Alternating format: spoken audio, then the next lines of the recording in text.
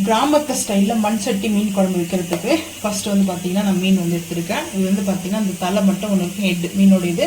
So அந்த தலை வாலெல்லாம் போட்டு வச்சுருக்க மாதிரி. ஸோ அதுக்கப்புறம் சென்டர் பீஸும் வச்சுருக்கேன். இப்போ வந்து பார்த்தீங்கன்னா காஷ்மீரி மிளகாய் பவுட்ரு 1 டீஸ்பூன், மீன் குழம்புக்கு தேவையான அளவுக்கு சேர்த்துக்கிறேன். அதுக்கப்புறம் மீன் பொரிக்கிற குழம்பு மசாலா ஒரு 1.25 டீஸ்பூன் வந்து சேர்த்துக்கிறேன். அதுக்கப்புறம் இஞ்சி பூண்டு பேஸ்ட் வந்து பார்த்தீங்கன்னா இஞ்சி பூண்டு பேஸ்ட் 1 டீஸ்பூன் சேர்த்துருக்கேன். மீன் வந்து 1 ஹவருக்கு வந்து பார்த்தீங்கன்னா நான் மேரினேட் பண்ண போகிறேன் அந்த மசாலாவில். ஸோ அதனால தான் சால்ட்டு, புளியெலாம் சேர்ப்போங்க. ஸோ சால்ட் வந்து சேர்த்தாச்சு. இப்போது மிக்ஸ் பண்ணிக்கலாம். இந்த மீன் வந்து பார்த்திங்கன்னா 2 பேருக்கு இந்த மீன் குழம்பு ஷேர். நான் வந்து இன்னும் கொஞ்சம் கூடுதலாக மீன் வந்து எடுத்து குழம்பு வைக்கலான்னு பார்த்தேன். ஸோ இப்போ வந்து பார்த்திங்கன்னா இந்த மாதிரி இருக்குது. தண்ணி கொஞ்சம் சேர்த்துக்கலாம். இல்லை நான் இந்த மசாலா கொஞ்சம் லிக்விடாக தாங்க இருக்கும். தண்ணி சேர்த்துட்டு ஒரு பேஸ்ட் மாதிரி. ஸோ இந்த அளவுக்கு வந்து நம்மளுக்கு இருந்தால் போதும் திக்னஸ்ஸு. ஸோ இப்போது தலை வந்து பார்த்திங்கன்னா ஃபிஷ்ஷோட ஹெட்டு என் ஃப்ரெண்டுக்கு ரொம்ப பிடிக்கும். ஸோ அவளுக்கு வந்து அந்த பாலும் தலையும் தான் ரொம்ப அதிகமாக சாப்பிட விரும்பி. ஆனால் ஒரே ஒரு தலை மட்டும் தான் போட்டிருக்காங்க, குட்டி தலை. ஸோ இது மட்டும் நான் சாப்பிடுவேன். சென்ட்ரல் பகுதியெலாம் காலையில் சுட சுட இட்லிக்கு வந்து பார்த்திங்கன்னா மீன் குழம்புங்க. நல்லா மசாலா போட்டு ஒரு 1 ஹவருக்கு 2 ஹவர்ஸ் கூட ஆகுங்க இது நம்ம செய்யறதுக்கு. ஏன்னா லஞ்சு சாப்பிட்டு வந்து தான் நான் வந்து ஈவினிங் வந்து செஞ்சு வச்சுட்டோம்னா நைட்டெல்லாம் அந்த மண்சட்டில் இருந்து காலையில் இந்த மார்னிங் சுட சுட அந்த இட்லியோட மீன் குழம்பு சாப்பிடும்போது வா அப்படி இருக்கும் டேஸ்ட்டு. யாருக்கு ரொம்ப பிடிக்குன்றத மறக்காம வந்து கமெண்ட் பண்ணுங்கள். ஸோ இப்போ வந்து பார்த்திங்கன்னா மசாலா வந்து போட்டாச்சுங்க. இது ஒரு 1/2 ஹவருக்கு வந்து பார்த்தீங்கன்னா ஒரு 2 ஹவர்ஸ் ஆகிடுங்க. 2 ஹவர்ஸ் கழிச்சு ஈவினிங் தாங்க நான் செய்ய போகிறேன். அப்போ பார்த்துக்கலாம் வாங்க. இப்போ அடுப்பு ஆன் பண்ணிவிட்டு மண் சட்டி வச்சுருக்கேன். மிஸ்டர் கோல்டு வந்து பார்த்தீங்கன்னா நல்லெண்ணெய் எடுத்துருக்கேன்.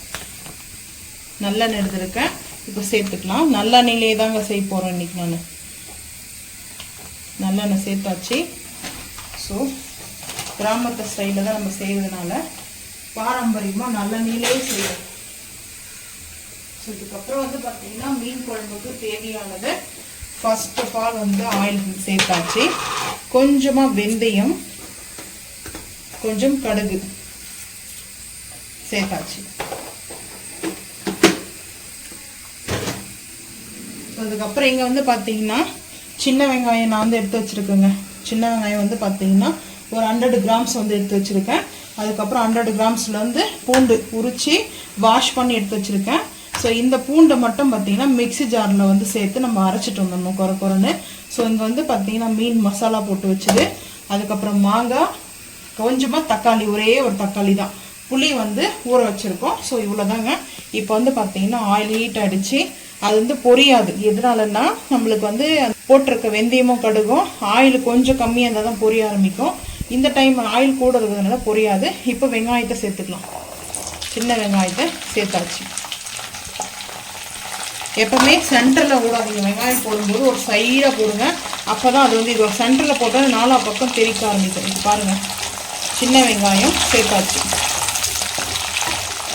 இந்த மீன் குழம்பு பக்காவாக ஒரு கிராமத்து ஸ்டைலில் தாங்க. அவ்வளோ டேஸ்ட்டு நல்லா இருக்கும்.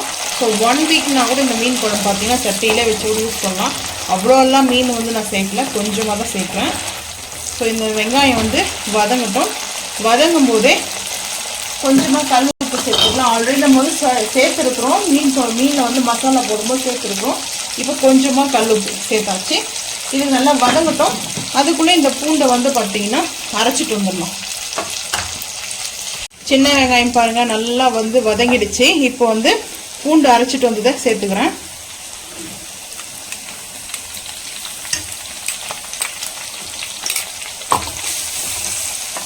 பூண்டு நான் நிறைய எடுத்துருக்கேன் கூட. அதாவது 100 கிராம் வந்து பார்த்தீங்கன்னா பூண்டு, 100 கிராம் சின்ன வெங்காயம், ரெண்டுமே ஈக்குவலாக எடுத்துருக்கேன். அப்போ தான் வந்து மீன் குழம்பு வந்து பார்த்தீங்கன்னா அது டேஸ்ட் சூப்பராக இருக்கும். பூண்டு ஃபஸ்ட்டு நல்லா ஆயிலில் இது போல் நம்ம எடுத்துக்கணும். கொஞ்சம் பொரியணும், கலர் மாறணுங்க. நான் இருக்கிற பூண்டு எல்லாமே சேர்த்துறேன். 100 கிராம் பூண்டு எடுத்துருக்கேன். பூண்டு தக்காளி வந்து கம் பண்ணிக்கலாம்.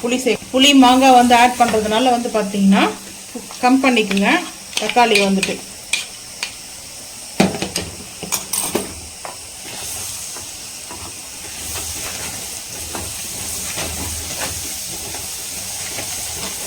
இந்த பூண்டு வந்து பார்த்தீங்கன்னா கொஞ்சம் முன்னாடியே சேர்த்துட்டு இருந்தோம்னா நம்மளும் நல்லாயிருக்கும்.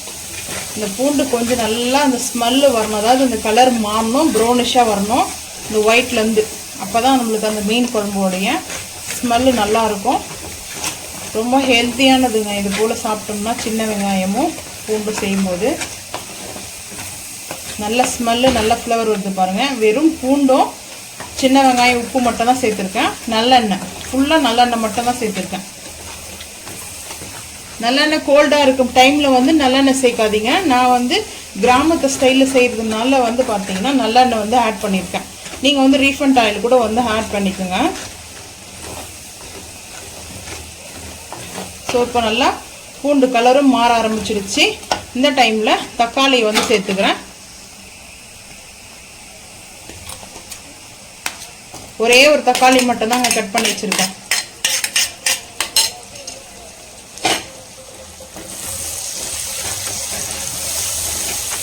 தக்காளி நல்லா வதங்கட்டும். வதங்கினதுக்கப்புறம் பார்த்துக்கலாம்.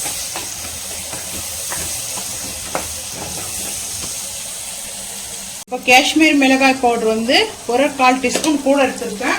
ஆல்ரெடி மீனில் வந்து பார்த்தீங்கன்னா மசாலா போட்டிருக்கோம் இல்லையா, மிளகாத்தூள் சொல்லி சேர்த்துட்ருக்கேன். இப்போ வத்த குழம்போடைய மசாலா கொஞ்சம் சேர்த்துக்கிறேன். ஒரு 3/4 டீஸ்பூன் வந்து எடுத்துருக்கேன். பெரிய டீஸ்பூனில், சின்ன டீஸ்பூனாக இருந்தால் 1 டீஸ்பூன் எடுத்துக்கோங்க. சேர்த்தாச்சுங்க. இந்த டைமில் வந்து மாங்காய் வந்து ஆட் பண்ண போகிறேன். மாங்காய் வந்து சேர்த்துக்கலாம்.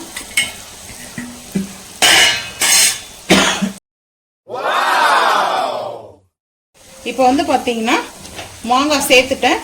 மாங்காய் ஃபஸ்ட்டு குக் ஆகட்டும். மீன் வந்து இப்போ சேர்க்கக்கூடாது. நல்லா அந்த கிரேவி கொஞ்சம் திக்னஸாக வரும்போது மீன் போட்டு ஒரு 10 நிமிஷம் வந்து 10 நிமிஷம் கழிச்சு ஓப்பன் பண்ணி பாருங்கள். மீன் நல்லா குக் ஆகிருக்கும். ஸோ இப்போ புளி தண்ணி நான் அந்த பூண்டு அரைச்சிலே அந்த ஜார்லேயே வந்து சேர்த்துக்கிறேன். இது வந்து பார்த்தீங்கன்னா மீன் குழம்பு ஹஸ்பண்ட் கிடையாது, அவங்க சாப்பிட மாட்டாங்க. ஸோ எனக்கு என் ஃப்ரெண்டுக்கு தான். ஸோ நல்லா சூப்பராக இருக்குங்க. சூப்பராக டேஸ்ட் இருக்கும். பார்த்தீங்கன்னா அருமையாக இருக்கும். இது நல்லா வந்து குக் ஆகட்டுங்க. மாங்காய்லாம் குக் ஆனதுக்கப்புறம் தான் நம்ம வந்து பார்க்கலாம் மீன் வந்து சேர்க்குறத. இப்போ ஐ ஃப்ளேம் பண்ணிவிட்டு கேப் போட்டுடுவோம். கேப் போட்டதுக்கப்புறம் பார்த்துக்கலாம். மாங்காய்லாம் குக் ஆகிடுச்சிங்க. நான் அடுப்பு ஆஃப் பண்ணிட்டேன். ஏன்னா நல்லா ரெடி ஆகிடுச்சு. பார்த்தீங்கன்னா சூப்பராக ரெடி ஆகிடுச்சு. ஸோ இந்த டைமில் தான் நம்ம மீன் சேர்க்க போகிறோம். சேர்த்துக்கலாம் வாங்க. சிம் பண்ணிட்டேன். இப்போ வந்து மசாலா போட்டு இந்த மீன் அப்படியே சேர்த்துக்கலாம். 2 பீஸாக வந்துச்சு.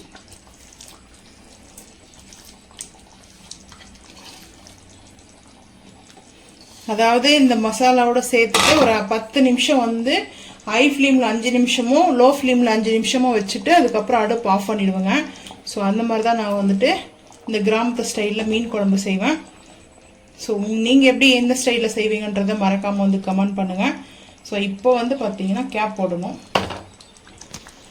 அடுப்பு ஆஃப் பண்ணிட்டேன். ஆஃப் பண்ணிவிட்டு வந்து பார்த்தீங்கன்னா 5 நிமிஷம் ஆகிடுச்சிங்க. 5 நிமிஷத்துக்கு அப்புறம் தான் நம்ம வந்து பார்த்தீங்கன்னா நல்லா அந்த ஆயிலு மிதக்க. ஸோ மீன் குழம்பு ரெடிங்க. டேஸ்ட்டு யாருக்கெல்லாம் ரொம்ப பிடிக்கும்னு சொல்லுங்கள். எனக்கு பிடிக்கும். ஸோ இட்லிக்கு சாப்பிட பிடிக்குங்க. ஸோ இது வந்து வால், இந்த பீஸ் தான் எனக்கு ரொம்ப பிடிக்கும். மீன் குழம்புல வந்து பார்த்தீங்கன்னா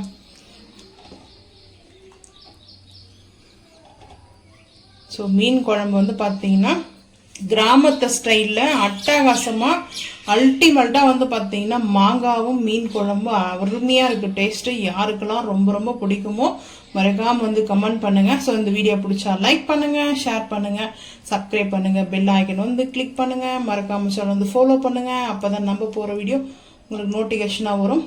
தேங்க்யூ.